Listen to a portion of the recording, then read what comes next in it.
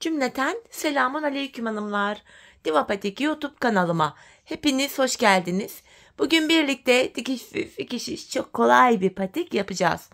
Ben patiğimde gri, sarı ve krem tonlarında 3 tane normal patiklik ip kullandım. Şişlerim ise 3 numara. Hemen modelimi de göstereceğim. İşte modelimiz bu şekilde hanımlar. Baştan sona 2 şiş ile yapmış olduğum patiğim. Bu şekil. Patiğimizin gösteriyorum, bakın hiçbir yerinde dikişimiz yok hanımlar. Gördüğünüz gibi şöyle arka bölümü, şu kenarları, üstü, tabanı bu şekil. Bu patik benim elimin ölçülerine göre 37, 38 ve 39 numara ayaklar için uyumlu oldu hanımlar. Patiğimize bu sarı bölümden başlayacağız. Önce bu ön bölümlerini tamamlayacağız. Ardından patiğimizin tabanını ve arka bölümünü örerek patiğimizi bitireceğiz. Tek seferde örülen çok kolay, şık bir model oldu. Patiğimize hemen başlayalım hanımlar. Sarı ipimiz ile hemen ipimi şöyle alıyorum. 9 ilmekle başlayacağım. 9 ilmek atıyorum hanımlar ilk olarak. Şu birinci ilmeğim. 2, 3, 4, 5, 6, 7, 8, 9 ilmeğimi attım. Hemen ipimin ucunu bağlayacağım buraya. Hanımlar 9 ilmek üzerinden haroşa öreceğiz. Ben örgümüzün hem arka yüzünde düz örgü örerek haroşalarımı elde ediyorum. Kenar ilmeğimi örmeden aldım. İlmeklerimi düz olarak örüyorum. 9 ilmekle haroşa öreceğiz. Sonuncu ilmeğimi de ördüm. Geri dönüyorum hanımlar. Geri döndüğümüzde bakın ön yüzdeyiz. Şöyle kabul ediyorum ön yüzde olduğumuzu. Başlangıç ipimiz eğer sol taraftaysa ön yüzdeyiz demektir. Bakın burada 9 ilmek ile bir diş haroşamız oluştu hanımlar. Haroşalarımıza devam edeceğiz. Yine kenar ilmeğimi örmeden aldım. İlmeklerimi düz yani haroşa olarak örmeye devam ediyorum. Sonuncu ilmeğimi de ördüm. Tekrar geri döndüm. Şu an arka yüzdeyim. Arka yüzde de ilmeklerimi düz olarak örüyorum. Bu şekilde haroşalarımı elde ediyorum. Sonuncu ilmeğimi de ördüm. Şimdi geri döndük hanımlar. Tekrar ön yüzdeyiz. Baktığımız anda burada 2 diş haroşamız oluştu. Patiğimizin şu bölümüne hanımlar bakın şu kemerimizin geçtiği şu bölüme ben 15 diş haroşa ördüm. Şimdi hep birlikte burada 15 diş haroşamız olana kadar örelim gelelim. Evet hanımlar ben burada 15 diş haroşam olana kadar ilmeklerimi ördüm geldim. Şimdi bu arada kafanız karışmasın diye hanımlar şöyle ölçüyü şöyle vereyim sizlere. 6 santim kadar örmüşüm. Gördüğünüz gibi 6 santimlik bir boyu var. Şimdi burayı şöyle birleştireceğiz hanımlar. Şu anda ön yüzdeyiz. Şöyle arkadan getirerek diğer ucunu burayı birleştireceğiz hanımlar. Yani tam olarak şu bölümü yapıyoruz. Burada ilmek çıkaracağız arkalardan. Bakın şu arkalardan ilmek yerlerine girerek şöyle ilmek çıkartıyoruz. Ardından o çıkarttığımız ilmek ile şu 9 ilmeğimiz vardı. Bunun ilkini alıyorum. Bunu da alıyorum. İkisini bir keserek ördüm. Şimdi tekrardan şu arka bölümde kenar ilmek yerine girerek bakın şöyle ilmek çıkaracağız. Sonrasında bu şişimizdeki diğer ilmeği alıyorum. Oradan çıkarttığım ilmeği de alıyorum hanımlar. İkisini birlikte keserek örüyorum. Şöyle. Yine arkada sıradaki ilmek yerine girerek ilmek çıkartıyoruz. Sonra bu ilmeği şöyle bıraktım. Şişimdeki ilmeği alıyorum. O ilmeği de şöyle şişime aldım. İkisini kesiyorum. Bakın burada 3 ilmeğimiz var. 3 ilmeğimiz. Tekrardan arkadan bir ilmek çıkarttım. Öndeki şişimden de bir ilmek alıyorum. Bu çıkarttığım ilmek ile ikisini birlikte şöyle keserek örüyorum. Sırasıyla bu şekilde ilmeklerimizi yapıyoruz hanımlar. Şöyle yine bir ilmek çıkartıyorum arkadan. Bu şekilde. Buradan tığ yardımıyla da rahat ilmek çıkartabilirsiniz hanımlar. Artık nasıl rahatınıza gidiyorsa. Öndeki ilmekle arkadan çıkarttığım ilmeği alıyorum. İkisini birlikte örüyorum. Sırasıyla yapacağız bu işlemi. Şöyle dediğim gibi tığ ile daha kolay oluyor. Şişteki ilmeği alıyorum. Arkadan çıkarttığım ilmeği de aldım. İkisini keserek örüyorum. Yine sıradaki kenar ilmek yerine şöyle giriyoruz. Buradan ilmek çıkartıyoruz. Bir de ilk şişimdeki şöyle ilmeği alıyorum. Arkadan çıkarttığım ilmekle birlikte ikisini örüyorum. Şöyle. Önce öndeki ilmeğimi alıyorum. Sonra arkadan çıkarttığım ilmeği alıyorum. İkisini kestim. Son kez şu kenara girerek bir ilmek daha çıkaracağız şu kenardan. Onu da şişimdeki bu sonuncu ilmeğimle birlikte örüyorum. Bakın hanımlar, burada birleştirme işlemini yaptık. Şuradan şöyle daha sonrasında kemerimiz geçecek. Şişimizde yine şu anda 9 ilmeğimiz var. 3, 6, 9. Geri dönüyorum hanımlar. Kenar ilmeğini örmeden aldım. İlmeklerimi bu aşamada yine haroşa örüyorum 9 ilmeğimi.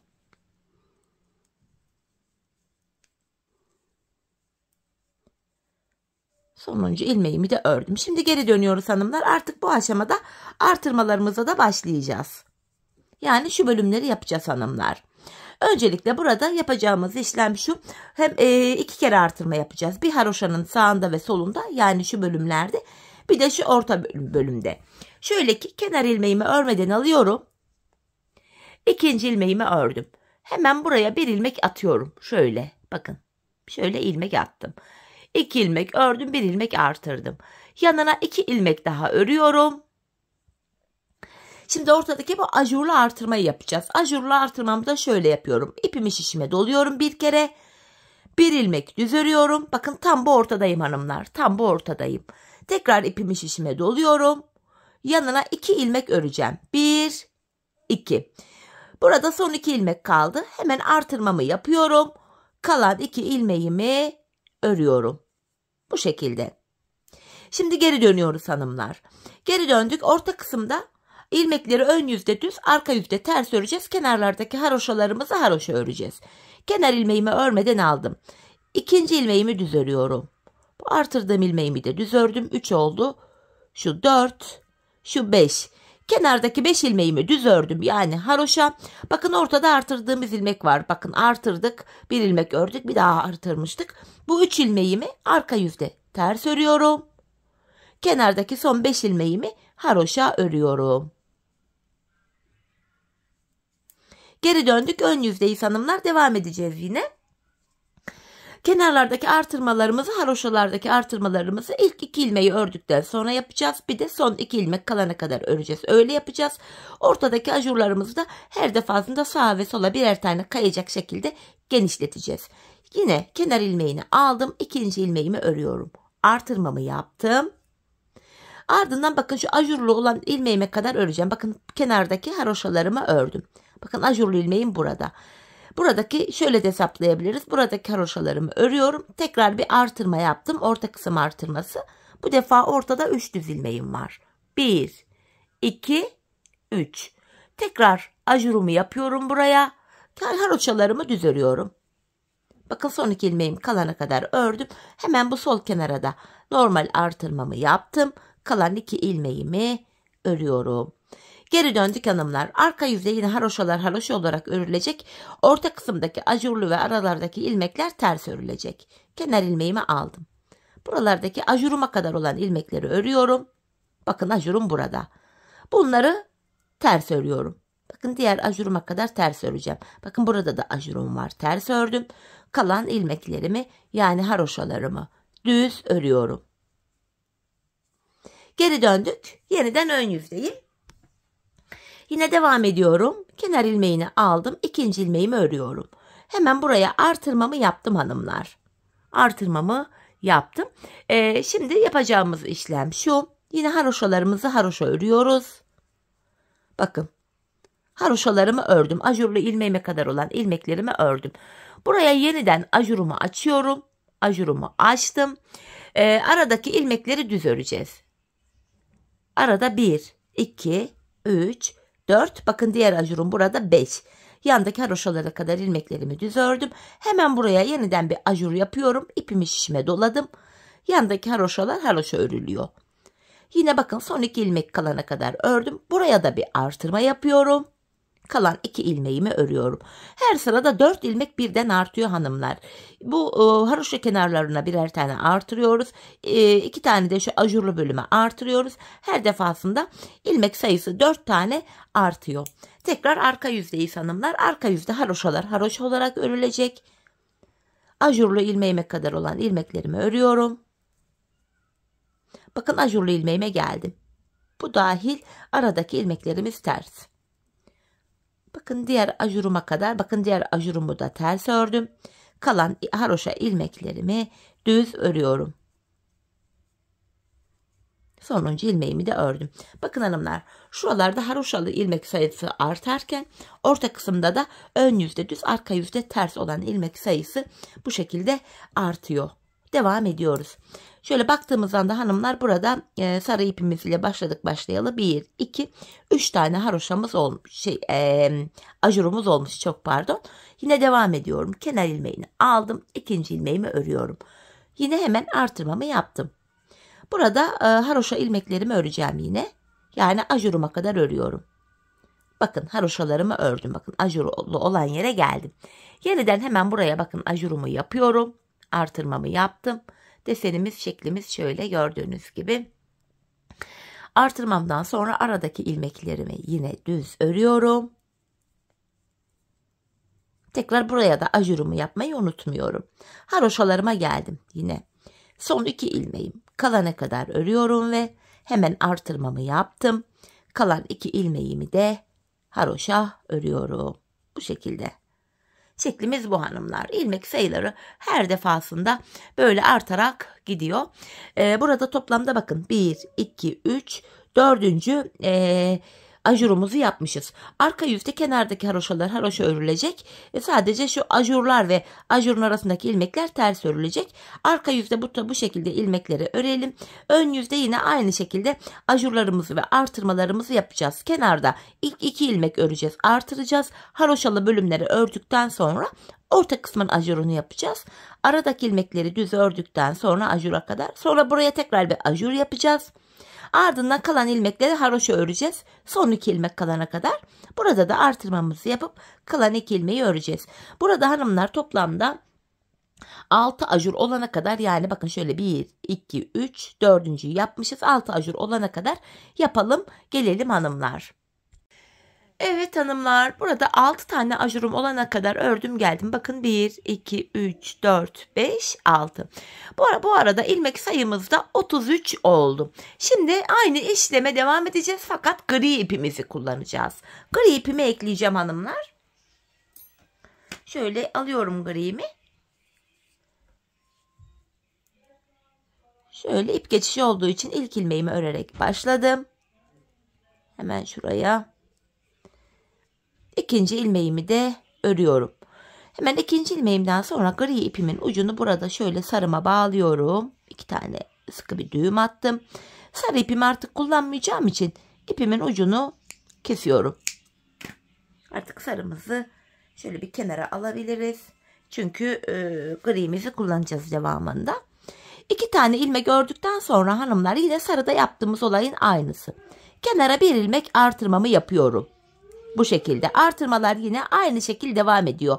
Artırmalar ve aradaki ajurlar. Şu ipuçlarımı da gizleyerek örüp gideceğim hanımlar. Sonradan ip gizlemeyle uğraşmayalım diye.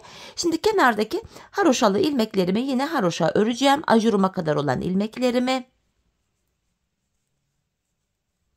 Bakın kenardaki haroşalarımı ajuruma kadar ördüm. Buraya yeniden ajurumu yapıyorum. İpimi şişime doladım. Bu defa aradaki ilmeklerimi yine düz öreceğim. Aynı işleme devam ediyoruz. Tek fark şu, renk değişik. Ajurumuz V şeklinde böyle kocaman açılıyor aradaki ajurumuz gördüğünüz gibi. Şöyle. Buradaki ilmeğimi de ördüm. En son bakın ajuruma kadar olan ilmeklerimi ördüm hanımlar. Şimdi buraya yeniden ikinci ajurumuzu da açacağız. Şöyle bakın ipimi şişime doluyorum. Kenardaki haroşa ilmeklerimi yine haroşa örüyorum. Son 2 ilmeğim kalana kadar ördüm. Tekrar artırmamı yapıyorum. Kalan 2 ilmeğimi düz örüyorum. Tekrar arka yüzde hanımlar yine işlem aynı devam edecek. Kenar ilmeğini örmeden aldım. Kenarlardaki haroşalar haroşa örülecek. Yani ajura kadar olan ilmeklerimi haroşa öreceğim. 33 ilmek vardı en son sarıdayken. 4 ilmek daha arttı. Şişimizdeki ilmek sayımız 37 oldu. Bakın ajuruma kadar geldim. Ajurum dahil bu aralardaki ilmekler ters örülüyor. Bu aralarda ön yüzde düz, arka yüzde ters örgü uygulaması yapıyoruz. Kenarlardaki haroşalar haroşa örülüyor. Bakın diğer ajurumu da yine ters ördüm. Kalan haroşa ilmeklerimi haroşa olarak örüyorum hanımlar. Şöyle sonuncu ilmeğimi de yine ördüm. Gördüğünüz üzere gri ile aynı işleme devam ettik. Bir kere daha hanımlar ön yüzde göstereyim. Yine kenar ilmeğini örmeden aldım. İkinci ilmeğimi ördüm. Hemen ikinci ilmekten sonra artırmamı yapıyorum. Kenarlardaki haroşamı düz örüyorum. Bakın haroşalarımı ördüm. Ajuruma kadar geldim. Tekrar buraya bir ilmek şöyle ipimi şişime dolayarak bir tane ajurumu yapıyorum. Aradaki ilmeklerimizi düz örüyorum hanımlar. Dileyen burada misinalı şiş de kullanabilir. Yani misinalı şiş kullanınca şöyle göstereyim. Şekil misinalı ile daha net görünebilir. Ama normal ben böyle düz şişlerle burada da patiğimi örmeye devam edeceğim. Dediğim gibi tercih meselesi misinalı şişler. Şöyle hanımlar bakın buradaki ajurlu ilmeğime kadar ördüm. Yani haroşalarıma kadar ördüm. Tekrar buraya da artırmamı yapıyorum. Kenardaki haroşalarımı örüyorum. Son 2 ilmeğim kalana kadar şöyle artırmamı yaptım. Kalan 2 ilmeğimi de örüyorum. En son 37 ilmek olmuştu. 4 ilmek de bu sefer de artırdık. 41 ilmek oldu. Arka yüze yine ilmekleri gördüğümüz gibi öreceğiz hanımlar. Yani kenarlardaki haroşalar haroşa örülecek. Ajurlar dahil aradaki ilmekler ters örülecek. Ön yüzde yine artırmalara devam edeceğiz. Hanımlar biz bu artırma işlemine bakın şu bölüme kadar devam ediyoruz. Şöyle genişleyip gidiyor patiğimiz. Şişimizde toplamda 85 ilmek olana kadar devam edeceğiz hanımlar bu bölüme. Hatta şuradaki ajurları da sayabilirsiniz. Ya da ben ajurları falan bir şekilde saymadım. Şişimde toplamda bu gri ipim ile 85 ilmeğim olana kadar artırmalarımı yaptım. Zaten haroşalı ajurlu model olduğu için esnek bir yapıya sahip oluyor. Şimdi hep birlikte bu şişimizde 85 ilmeğimiz olana kadar artırmalarımızı yapalım gelelim hanımlar. Ardından birlikte tabanımıza geçeceğiz. Evet hanımlar, şişimde toplamda 85 ilmeğim olana kadar patiğimin bu bölümünü tamamladım, geldim. Şimdi taban kesimlerine başlayacağız buradan. Öncesinde hanımlar bir diş haroşa örmemiz gerekiyor artırma yapmadan 85 ilmekle.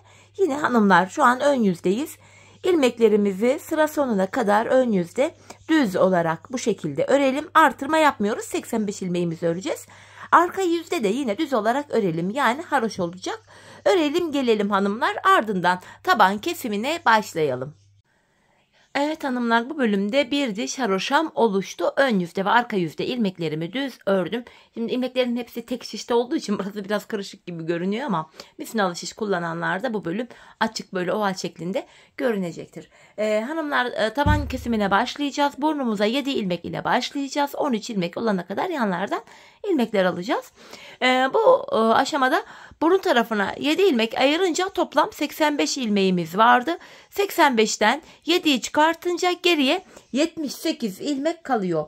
78 ilmeği de iki yana eşit olarak paylaştırınca yanlara 39'ar ilmek düşüyor hanımlar. Taban bölümde yine haroşaya devam edeceğiz.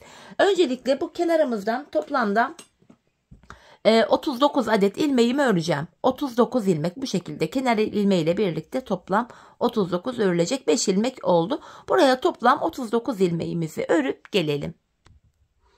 Evet hanımlar, burada tamı tamına 39 ilmeğim var. Şimdi burnumuz için 7 ilmek daha öreceğim.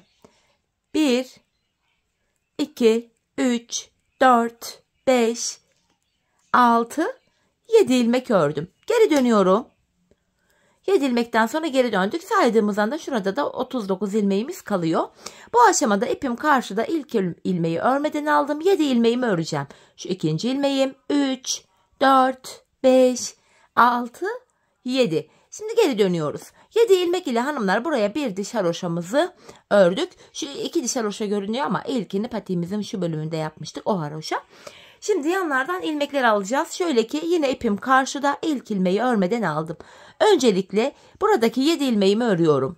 4, 5, 6, 7. Yandan bir ilmek alarak ortaya ekledim. Ortada 8 ilmek oldu.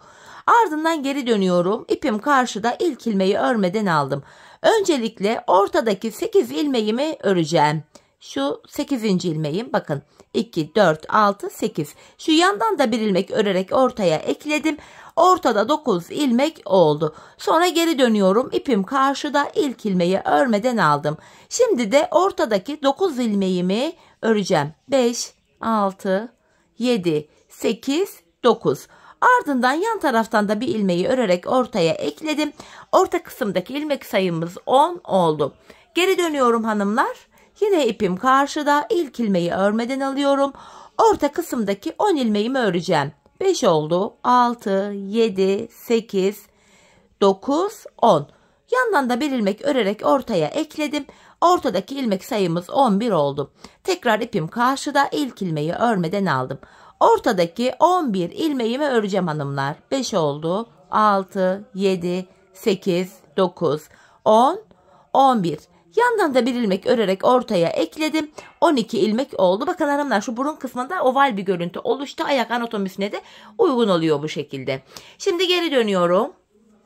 İpim karşıda, ilk ilmeğimi örmeden aldım. Tabandaki 12 ilmeğimi öreceğim. 6 oldu. 7, 8, 9, 10, 11, 12 ve yandan da bir ilmek örerek ortaya ekledim. Orta kısımdaki ilmek sayımız 13 oldu. Artık 13 ilmekle patiğimizin şu taban kısmını öreceğiz hanımlar ve bu aşamada da kesimler başlayacak artık. Şimdi yapacağımız işlem şöyle. İpim karşıda yine ve ilk ilmeğimi örmeden alıyorum. İlk 12 ilmeğimi öreceğim hanımlar. 4 oldu. 5, 6, 7, 8, 9, 10, 11, 12 ilmek ördüm. Tabandaki 13. yani sonuncu ilmeğimi örerken yandan da bir ilmek alıyorum. İkisini keserek örüyorum. Bu şekilde böylece tabanımız 13 ilmek üzerinden örülüyor. Kesimden sonra geri dönüyorum. Yine ipim karşıda ve ilk ilmeği örmeden aldım. İkinci ilmeğim 3, 4, 5, 6, 7, 8, 9, 10, 11, 12. 13. ilmeği örerken yine yandan da bir ilmek alıyorum. İkisini keserek örüyorum. Hanımlar 12 ilmek öreceğiz. 13. de kesim yapacağız. Her defasında ilmekleri tek tek saymamıza da gerek yok. Yani bakın taban ile kenarlar arasında şöyle tuttuğumuz anda ayrık bir görüntü var. Biz burada son bir ilmek kalana kadar öreceğiz. Sonuncu ilmekte kesimimizi yapacağız. Şimdi saymadan gideceğim, bakın. İpim karşıda, yine ilk ilmeği örmeden aldım. Tabanımda son bir ilmeğim kalana kadar örüyorum. Son bir ilmek. Bakın sonuncu ilmeğim burada. Bunu örerken şişimden de bir ilmek alıyorum ve ikisini birlikte keserek ördüm. Geri dönüyorum hanımlar. İpim karşıda ve ilk ilmeği örmeden aldım. Tekrardan tabanımda son bir ilmek kalana kadar öreceğim. Şöyle devam ediyoruz. Hanımlar şöyle baktığımızda taban ile yan taraf arasında yine şöyle ayrık bir görüntü var. Burada bakın son bir ilmeğim kaldı. Bunu örerken yine şişimden de bir ilmek alıyorum. İkisini keserek örüyorum. Tabanımız böyle yapılacak hanımlar. Şimdi 13 ilmek üzerinden tabanımızı kesmeye devam edeceğiz. Biz bu kesme işlemine bu sağ ve sol taraftaki şişimizdeki ilmeklerin tamamı bitene kadar devam edeceğiz. Kesim sonunda şişimizde sadece tabanımızda kullandığımız 13 ilmek kalacak. Şimdi hep birlikte patiğimizin tabanını örelim gelelim. Ardından birlikte topuk bölümüne başlayalım. Evet hanımlar, patiğimin tabanını 13 ilmek olarak kestim geldim. Şişimde sadece 13 ilmeğim kaldı. Bu şekilde tabanımızı oluşturduk. Şimdi bu topuk bölümünü yapacağız. Bir süre daha gri ipimizle devam edeceğiz. Hanımlar ipim karşıda ve ilk ilmeğimi örmeden aldım. İlmeklerimi düz olarak öreceğim. 13 ilmeğimi düz öreceğim hanımlar. Hepsini düz örüyorum. Şu 13. ilmeğim. Bu aşamada sıradaki kenar ilmek yerlerine girerek ilmekler çıkaracağız. Bakın ilmek sayılarında artış olacak bu bölümde. 13 ilmeğimi ördükten sonra bakın hemen öndeki kenar ilmek yerine ilmeğin iki kanadına birden girerek bir ilmek çıkartıyorum. Şişimde 14 ilmeğim oldu. Geri dönüyorum hanımlar. İpim karşıda, ilk ilmeği örmeden aldım. Buradaki 14 ilmeğimi öreceğim. Yanlardan ilmek çıkartacağız. İlmek sayılarımız ikişer ikişer artacak. Bakın sonuncu ilmeğimi de ördüm. Şimdi geri dönüyorum. Bu sağ kenarda ön yüzde ilmek çıkarıyorum çünkü. Hemen burada da sıradaki ilk kenar ilmek yerine, yani şuraya girerek bir ilmek çıkartıyorum. Böylece 15 ilmek oldu. Diğer ilmeklerimi öreceğim. Sıra sonuna kadar ilmeklerimi örüyorum. Bakın sonuncu ilmeğimi de ördüm. Yine sıradaki kenar ilmek yerine girerek buradan da bir ilmek çıkartıyorum. Şimdi 16 ilmeğimiz oldu. Geri dönüyorum. İpim karşıda, ilk ilmeği örmeden aldım. 16 ilmeğimin tamamını sıra sonuna kadar öreceğim.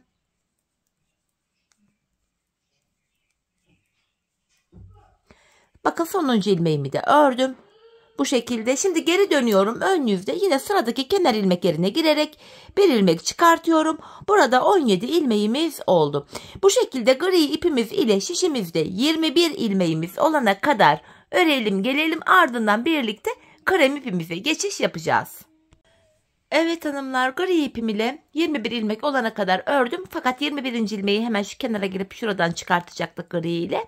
Ama gri ile çıkartmadım. Burada hanımlar şöyle krem ipime geçeceğim. Krem ipim ile sıradaki kenar ilmek yerine girerek ilmeğimi çıkaracağım. Şöyle hemen krem ipimi alıyorum elime. Sıradaki kenar ilmek yerine bu defa krem ipim ile girerek şöyle ilmeğimi çıkarıyorum. Aynı işleme yine krem ipimizle devam ediyoruz hanımlar. 21. ilmeği burada krem ipimiz ile çıkardık. Hemen yanındaki bir ilmeği de ördükten sonra şöyle gri ipimin ucunu krem ipime bağlayacağım. Patiğim sökülmesin diye. Şöyle 2 tane buraya sıkı bir düğüm atıyorum.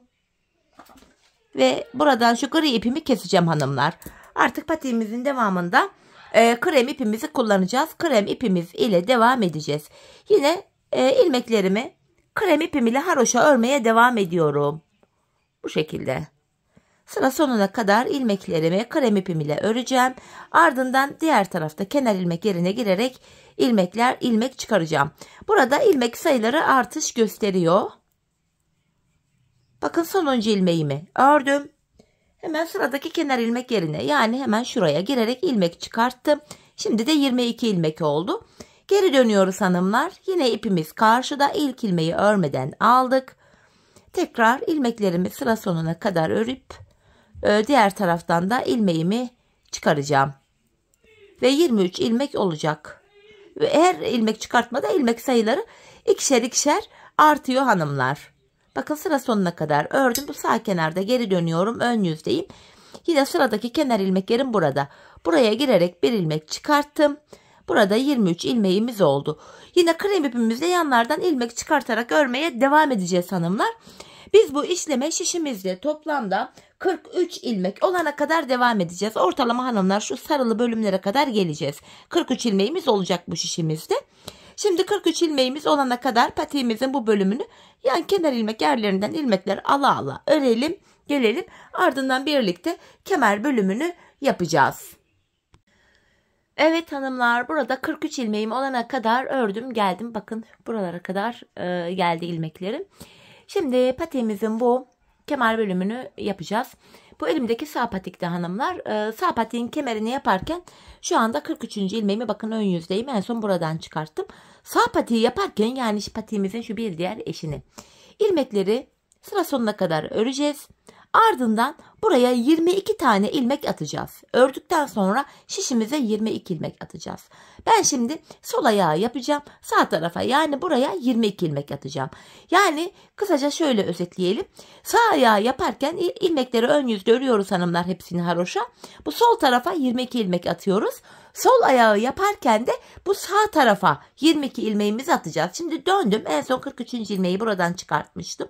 Buraya 22 ilmeğimi atıyorum. 1, 2, 3, 4, 5, 6, 7, 8, 9, 10, 11, 12, 13, 14, 15, 16, 17, 18, 19, 20, 21, 22. 22 ilmeğimi attım. Şimdi dönüyorum hanımlar. Şişimizde 43 ilmek vardı. 22 ilmek de buraya attık. 65 ilmeğimiz oldu şu anda. Burada yine haroşalara devam edeceğiz hanımlar. 65 ilmekle haroşayı örüyoruz. İlk ilmeğimi burada başlangıç olduğu için ördüm. Diğer ilmeklerimi de normal haroşa örmeye devam edeceğim. Hepsini. Bu şekilde hepsini haroşa örüyoruz hanımlar. Sıra sonuna kadar böyle gideceğiz. Şöyle devam ediyorum.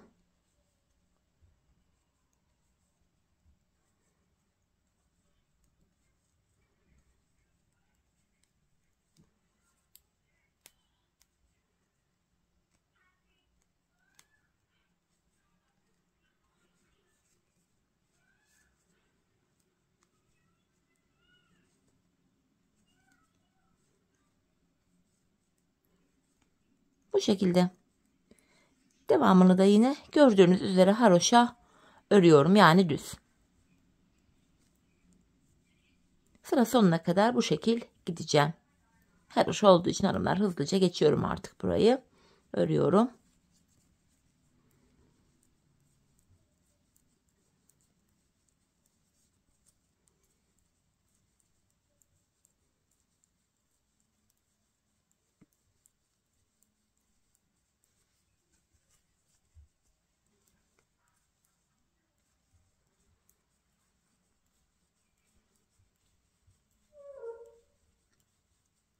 Sonuncu ilmeğimi de ördüm. Tekrardan geri dönüyorum.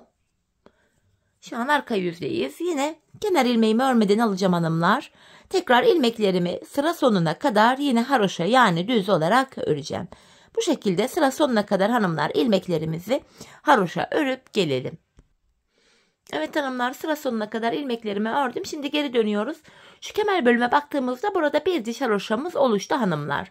Burada 5 diş haroşa olana kadar ilmeklerimizi haroşa olarak öreceğiz. Toplamda 5 diş haroşamız olacak. Böyle yine düz öreceğiz sıra sonuna kadar. Arka yüzeyi yine düz öreceğiz. 2 diş haroşa olacak. Aynı işlemi 3. kez tekrar edeceğiz. 3 olacak. 4. kez, 5. kez tekrar edeceğiz. Burada toplamda 5 diş haroşamız olacak. Yani şu kemerimiz hanımlar 5 diş haroşadan oluşacak. Şimdi bu bölümde toplamda 5 diş haroşamız olana kadar burayı tamamlayalım, gelelim hanımlar. Evet hanımlar, bakın şu kemer bölümünde 1, 2, 3, 4, 5 diş haroşam olana kadar ördüm. Kemer bu sol tarafta da olabilir. Sol tarafta da yine aynı sayıda olacak. Yani sağ patiğin kemeri 5 diş haroşadan oluşacak. 5 diş haroşadan sonra hanımlar artık ilmekleri kesiyoruz. İkişer ikişer toplayarak şöyle ilmeklerimi keseceğim. Bildiğiniz farklı kesim yöntemi varsa onu da kullanabilirsiniz. Kesme şekli, yöntemi çok da önemli değil. Bu şekilde ilmeklerimizi kesiyoruz.